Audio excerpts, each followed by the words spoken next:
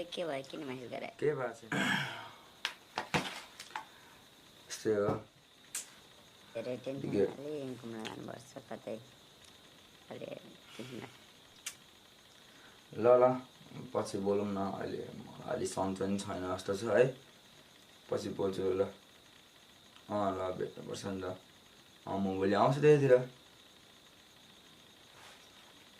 ल राखेँ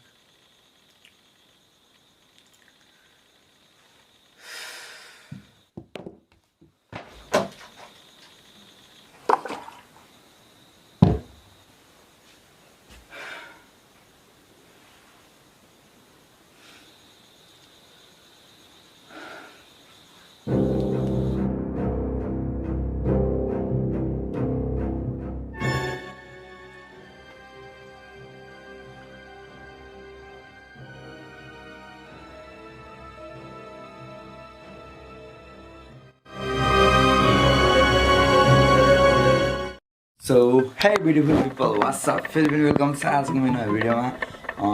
हाम्रो चाहिँ आजभोलि सुटिङ चलिरहेको छ होइन हरर मुभीको लागि त्यही डाइरेक्ट गर्नको लागि मेरो अलिकति सोर्स सुकिरहेको छ हजुरहरू थाहा भयो होला मेरो सोर्स सुनेर नै होइन अनि यो भिडियो चाहिँ थ्याङ्क यू फर सबभन्दा पहिला अगाडि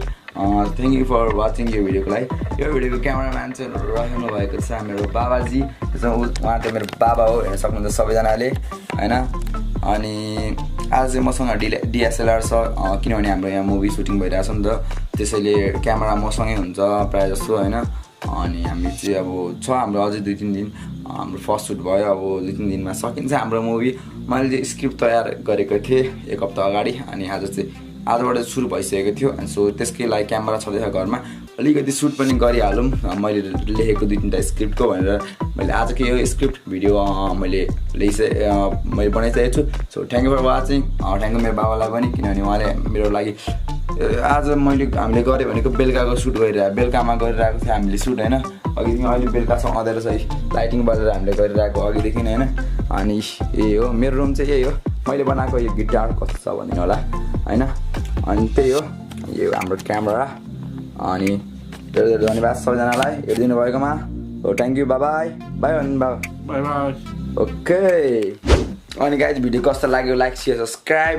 अनि अर्को कुरा यो पार्ट राम्रो लाग्यो भने यो पार्टमा मेरो 500 लाइक प्लस भयो भने म यसको पार्ट 2 बनाउँछु यसमा के भएको थियो एक्चुअली प्रब्लम किन केटाले यस्तो गर्यो उस्तो गर्यो क्यारेक्टरले किन यस्तो भयो